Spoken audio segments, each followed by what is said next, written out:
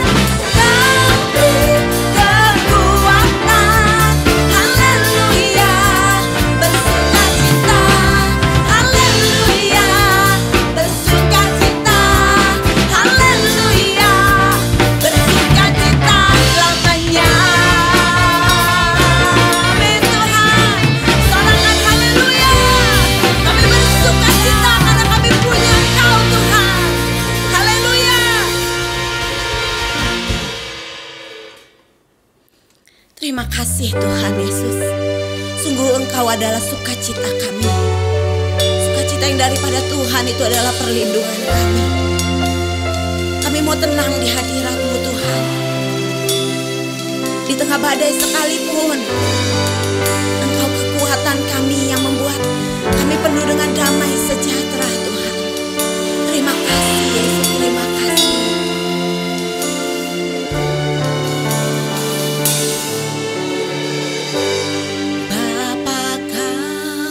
Mendengar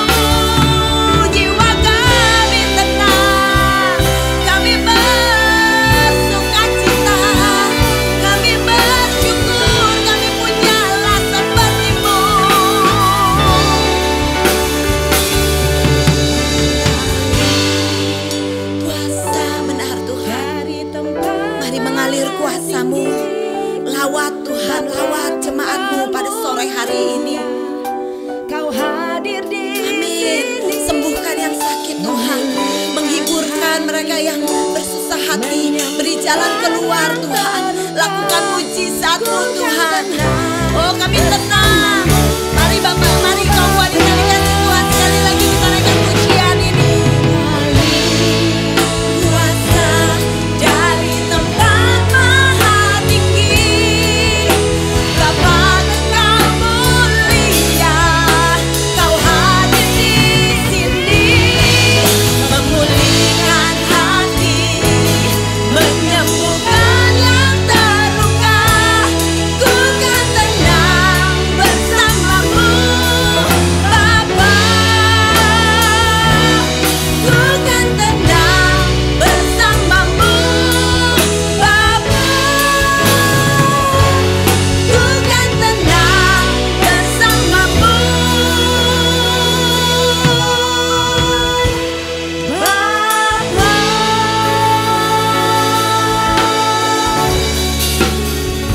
Amin.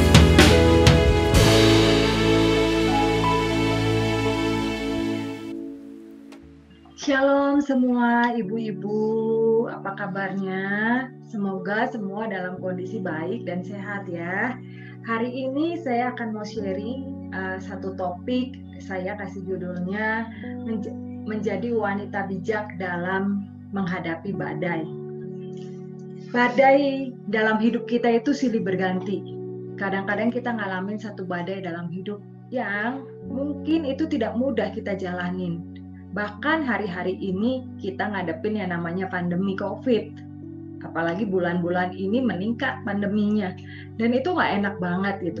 Sewaktu kita ngadepin badai dalam hidup kita, itu sesuatu yang tidak direncanakan mungkin dalam hidup kita. Dan hari ini kita mau sama-sama belajar bagaimana kita sebagai ibu, sebagai perempuan menjadi bijak pada saat badai itu datang dalam hidup kita. Sama dengan saya kasih ilustrasi sama dengan satu pohon.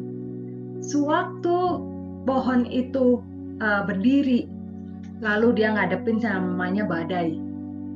Baik itu panas, yang terik, ada hujan, bahkan ada angin kencang. Bagaimana pohon itu tetap berdiri gitu, nggak tumbang gitu. Kita kadang-kadang ngelihat ya, di jalan anginnya kencang banget, hujannya gede banget. Ada pohon-pohon yang udah tua yang tumbang di jalan. Dan hari ini kita mau sama-sama belajar seperti pohon, bagaimana pohon bisa tetap kuat sewaktu dia ngadepin badai dalam hidup, dalam dirinya. Sama dengan hidup kita, sewaktu ada badai dalam hidup kita, apa yang menjadi tiang penopang hidup kita? Apakah kita bisa tetap berdiri atau kita juga rubuh juga gitu. Jadi hari ini kita mau sama-sama belajar bagaimana kita menjadi perempuan, menjadi ibu yang bijak dalam menghadapi badai hidup kita. Dan peran seorang perempuan menjadi penting. Peran perempuan itu sangat penting dalam kondisi kita ngadepin badai yang terjadi dalam keluarga kita. Karena kan namanya badai itu terjadi juga dong dalam keluarga, apalagi kayak pandemi gini, secara keuangan susah, secara mau keluar takut juga gitu ya. Sesuatu yang nggak mudah, sesuatu yang nggak enak terjadi. Nah, peran istri, peran seorang ibu menjadi sangat penting dalam kondisi-kondisi seperti ini. Oke, hari ini kita mau sama-sama belajar. Apa sih yang bisa kita lakukan menjadi bijak sewaktu kita menghadapi badai? Yang pertama, perhatikan akar hidupmu. Perhatikan akar hidup kita. Perhatikan bagaimana kita tertanam. Perhatikan bagaimana itu tertanam kuat. Pohon itu tertanam kuat itu dari akarnya. Betapa dalamnya akarnya itu menentukan pohon itu kuat atau enggak. Sama dengan hidup kita. Perhatikan hidup kita. Tuhan mau kita tertanam kuat. Tuhan mau kita tertanam lebih kuat lagi. Apalagi di saat lagi kondisi badai dalam hidup kita. Kita harus lebih masuk lagi. Lebih tertanam kuat lagi. mencari, periksa akar hidup kita itu apa. Tuhan mau kita itu kuat akarnya. Akar itu bicara apa? Akar itu bicara kedalaman kita sama Tuhan, hubungan kita sama Tuhan. Akar itu bicara bagaimana hubungan kita sama Tuhan. Hubungan kita sama Tuhan dari doa, dari saat teduh kita, dari baca firman Tuhan, iman kita sama Tuhan. Itu adalah bicara tentang kedalaman kita sama Tuhan. Mari ibu-ibu, hari-hari ini keluargamu butuh engkau tertanam kuat. Hari-hari ini anak-anakmu butuh engkau lebih tertanam kuat lagi. Mari kita sama-sama belajar. Mari kita sama-sama untuk kita memperhatikan akar hidup kita. Mari kita mau sama-sama baca di Matius 25 ayat 1 sampai 13. Di situ tuh cerita tentang wanita perempuan yang bijak dan perempuan yang bodoh. Ceritanya adalah perempuan yang bijaksana, dia tetap punya pelitanya, minyaknya tetap ada. Sewaktu pengantinnya itu datang, minyaknya itu masih ada. Tapi perempuan yang bodoh, dia menghabiskan minyak. Dia nggak punya minyak cadangan. Dia nggak punya, akhirnya pelitanya itu padam. Minyaknya habis. Sewaktu itu dibutuhkan, minyaknya habis. Badai itu datang itu bisa tiba-tiba, ibu-ibu. Kadang-kadang nggak direncanakan, tiba-tiba datang. Saya sewaktu suami saya didiagnosa dokter gagal ginjal, itu sesuatu yang nggak mudah buat saya, karena itu kayak sesuatu yang datang tiba-tiba, badai yang tiba-tiba, shock banget gitu. Sementara anak-anak masih kecil waktu itu. Sementara suami saya harus cuci darah, nggak mudah. Badai kadang-kadang datang tiba-tiba. Hari ini, firman Tuhan hari ini, apakah pelitamu tetap itu menyala? Apakah masih ada minyak yang sudah kita persiapkan sebelumnya? Apakah minyak itu tetap ada? Apakah kita masih mempersiapkan minyak-minyak cadangan dalam hidup kita? Dan itu dipakai sewaktu badai itu datang dalam hidup kita. Masih ada kesempatan kita menyiapkan minyak-minyak itu. Masih ada kesempatan kita menyimpan minyak-minyak itu. Jangan biarkan pelitamu padam. Jangan biarkan pelitamu itu menjadi redup. Jangan biarkan pelitamu itu menjadi padam. Karena suamimu butuh. Karena keluargamu butuh. Karena anak-anakmu membutuhkan pelita itu. Biarkan rumah kita itu tetap terang. Biarkan rumah kita itu tetap ada api yang menyala. Biarkan tetap rumah kita itu ada pelita yang menyala. Hari ini kita mau sama-sama belajar ya. Bicara tentang minyak adalah bicara tentang hubungan kita sama Tuhan. Perhatikan akar hidup kita. Perhatikan masih ada minyak yang kita sisakan dalam hidup kita. Oke, ibu-ibu. Yang kedua adalah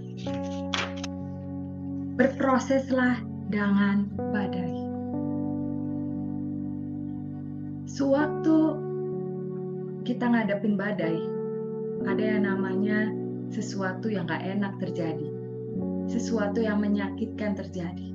Mungkin ada di teman-teman di sini, ibu-ibu di sini yang ngalamin kehilangan, sesuatu yang gak mudah, tapi berproseslah dengan itu. Jangan biarkan kita larut. Bahkan mungkin ada di saat lagi ngalamin badai pandemi seperti ini, secara keuangan menurun, gak ada penghasilan. Mari kita sama-sama berproseslah dengan itu. Saya mau ngasih ilustrasinya sama dengan pohon yang tadi ya. Pohon itu dia ngalamin namanya badai. Dia ngalamin hujan, dia ngalamin panas. Bagaimana pohon itu berproses sewaktu dia ngalamin panas? sewaktu dia ada panas terik matahari, itu mungkin nggak enak buat si pohon ini. Tapi akhirnya dia mendapatkan fotosintesa dari vitamin untuk pohonnya sewaktu dia ada panas yang terik itu. Sama juga dalam hidup kita. Sewaktu kita ngalamin badai dalam hidup kita, ada hal-hal yang dimana kita perlu tahu apa maksud Tuhan di dalam ini. Mungkin engkau berproses dengan emosi negatifmu. Sewaktu ada badai, justru emosi negatifmu keluar. Jadinya suka marah-marah di rumah. Jadinya suka mengeluh. Itu waktunya untuk kita berintrospeksi diri, untuk kita melihat, aku mau berproses dalam hidup aku. Mungkin di saat ngalamin pandemi seperti ini, inner child kita keluar. Saya itu ngalamin ibu-ibu, sewaktu pandemi ini jadinya bawaannya itu marah-marah di rumah. Itu kerasa banget sewaktu tahun lalu tiba-tiba menjadi guru di rumah dadakan karena anak-anak harus sekolah online. Dan kadang-kadang anak-anak nggak nurut kan, diajarin oleh mamanya. Dan yang terjadi adalah saya itu jadi ngomel-ngomel, saya itu jadi marah-marah. Nah waktu itu saya tuh sadar, saya itu kok jadi marah-marah ya, kok saya itu jadi ngomel-ngomel ya gitu. Dan akhirnya saya itu ikut satu kelas gitu, dan di kelas itu saya dipulihkan. Dan walaupun sampai hari ini saya juga masih berproses, nggak yang sama sekali nggak ngomel-ngomel, enggak. Ada saat-saat dimana kalau lagi kesel banget ngomel juga gitu. Saya masih berproses dengan itu. Tapi itu keluar di saat lagi badai. Biasanya di saat lagi susah, kita ngalamin susah. Nah, keasliannya keluar, betul nggak? Jadi inner child kita keluar, emosi negatif kita keluar, kepahitan kita keluar, penyesalan guilty kita keluar. Itu kadang-kadang di saat lagi ngalamin tekanan itu keluar. Dan itulah saat dimana kita berproses. Itulah saat kita sadar, kita aware. Oke, berarti ada sesuatu yang salah dalam diri kita yang kita perlu perbaiki. Firman Tuhan mengatakan, Amsal 27 ayat 15 mengatakan, seorang istri yang suka bertengkar serupa dengan tiris yang tidak henti-hentinya menitik pada waktu hujan. Bayang ya, sewaktu ada seorang istri yang ngomel terus ya, marah-marah terus gitu ya, bertengkar terus sama suaminya.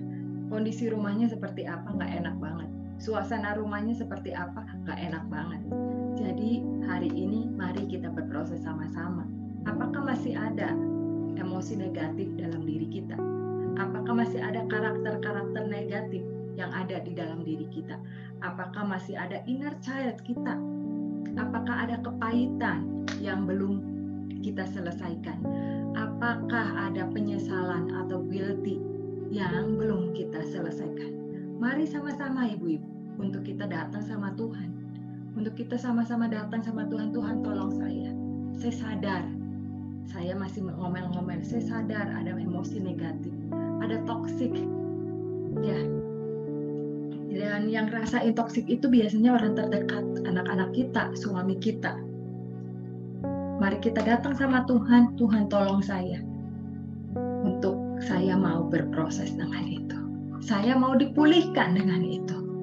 Biarkan kita menjadi wanita-wanita bijak yang mau diproses, mau growing, mau bertumbuh di dalam Tuhan, mau bertumbuh di dalam karakter kita, mau untuk bertumbuh untuk menjadi pohon yang baik, yang rindang, yang tidak ada hama gitu ya, yang tidak ada ulet-ulet di dalamnya, tapi menjadi pohon yang sehat secara emosi kita terutama, karena perempuan biasanya mainnya perasaan, betul ya, mainnya emosi, perasaan dulu baru mikir gitu. Nah sama, marilah kita berproses, biarkan kita punya emosi yang sehat. Di ayat Amsal 31 ayat 30 sampai 31 saya bacakan. Kemolekan adalah bohong dan kecantikan adalah sia-sia. Tetapi istri yang takut akan Tuhan dipuji-puji. Berilah kepadanya bagian dari hasil tangannya. Biarlah perbuatannya memuji dia di pintu-pintu gerbang. Di sini kemolekan itu adalah bohong, kecantikan itu adalah sia-sia. Tapi istri yang takut akan Tuhan itu dipuji-puji. Apa artinya, ibu-ibu? Tuhan lebih mau kecantikan batiniah kita dibanding luarnya kita. Luarnya itu tambahan aja. Kita mau terus dandan itu luarnya saja. Tapi Tuhan mau kecantikan yang ada di batiniah kita. Mari di saat lagi pandemi seperti ini waktunya kita bisa untuk menjadi bijak. Kita bisa untuk berproses. Untuk apa? Untuk kecantikan batiniah kita semakin cantik. Amin. Yang ketiga adalah tetaplah berbuah. Seperti pohon, sewaktu ada badai, tapi dia berusaha untuk namanya tetap berbuah. Mesti ada badai dalam hidupnya, tetap bagaimana kita belajar untuk berbuah. Hidup kita itu Tuhan buat di firman Tuhan mengatakan kita diciptakan untuk satu pekerjaan yang baik yang sudah ditetapkan Allah sebelumnya. Tuhan mau kita hidup di dalamnya. Artinya apa? Tuhan mau kita melakukan satu perbuatan baik. Tuhan mau kita tetap berbuah. Tapi di saat kalau seandainya akarnya, kebayang nggak kalau pohon akarnya itu udah rusak, bagaimana kita mau berbuah? Kalau pohon nggak pernah dibersihkan dari hamanya, bagaimana itu akan berbuah? Mungkin berbuah, tapi buahnya itu akhirnya busuk juga. Makanya poin yang pertama itu menjadi penting.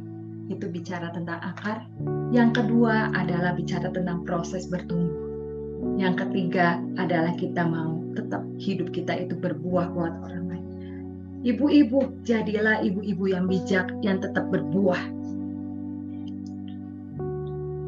Buah itu nggak harus kita punya duit banyak. Kita nggak harus punya kaya dulu. Aku nggak bisa, aku udah pepet banget duitnya. Gimana saya mau berbuah? Ada tetangga saya itu kena COVID. Satu hari anaknya itu bilang, "Ci, gimana ya si mama ngeluh-ngeluh terus, sakit perut terus." Terus saya tanya, "Oh mungkin mahnya kambuh karena mamahnya nggak bisa makan karena mual terus gitu ya karena COVID-nya ini." Dan saya tanya lagi, udah pernah minum obat apa aja? Oh udah dikasih lansoprazol lah, ranitidin lah. Lalu saya ingat saya di rumah masih ada obat yang tinggal sedikit banget. Saya bilang cobain ya, mama kamu mungkin cocok. Kalau suami saya itu cocok dengan minum ini, saya bilang seperti itu. Lalu saya kasihin dan akhirnya puji Tuhan, akhirnya mamahnya itu sembuh, udah nggak mual-mual lagi. Dan apa yang kita bisa lakukan itu banyak.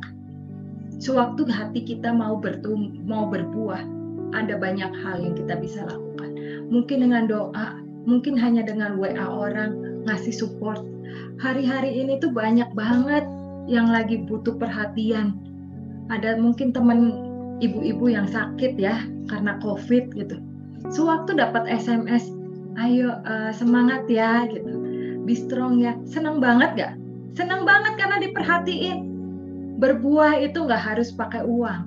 Berbuah itu gak harus kaya. Tapi berbuah itu bicara tentang hati yang mau untuk berbagi buat orang lain. Mari ibu-ibu, menjadi wanita yang bijak adalah menjadi wanita yang berbuah untuk orang lain. Terima kasih buat hari ini. Semoga sharingnya hari ini bisa memberkati ibu-ibu semua. Ingat, yang pertama adalah bicara tentang akar hidup kita. Ingat, perhatikan akar hidupmu. Jangan biarkan minyak itu padam dalam hidupmu. Yang kedua, marilah kita berproses. Mungkin ada hal-hal yang masih Tuhan proses dalam hidup kita. Mari kita memutuskan untuk kita tetap bertumbuh di dalam Tuhan. Mari kita mau berproses dengan toksik atau emosi-emosi negatif yang ada dalam hidup kita selama badai ini. It's okay untuk kita bisa terbuka. Untuk apa? Untuk kita lebih pulih dan pulih dan pulih lagi. Yang ketiga, jadilah wanita yang bijak yang terus berbuah buat orang lain. Terima kasih. God bless you semua.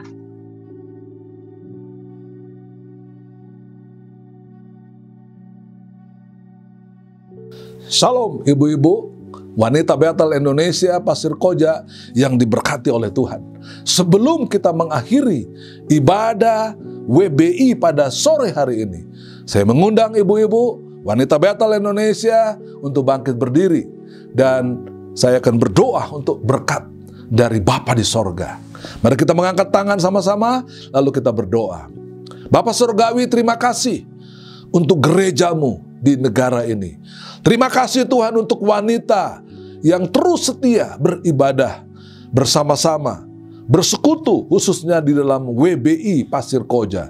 Tuhan memberkati keluarga, rumah tangga, dan memberkati usaha pekerjaan anak-anak-Mu. Terima kasih Tuhan untuk anugerah yang luar biasa ini. Berkati firman-Mu yang telah disampaikan. Biar firman-Mu menjadi penuntun bagi kehidupan para wanita Bethel Indonesia ini. Terima kasih Bapa. Tuhan memberkati dan melindungi engkau sekalian. Tuhan menyinari engkau dengan wajahnya dan memberikan kasih karunia-Nya. Tuhan menghadapkan wajahnya dan memberikan kepada engkau sekalian damai sejahtera.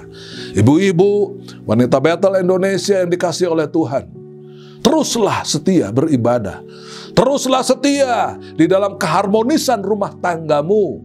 Karena kasih karunia dari Allah Bapa di sorga, cinta kasih dari Tuhan Yesus Kristus, dan persekutuan dengan Roh Kudus menyertai wanita Bethel Indonesia, Pasir Koja, dan seluruh cabang-cabang hari ini dan terus kekal sampai Maranatha Tuhan Yesus datang kembali. Sama-sama kita katakan amin.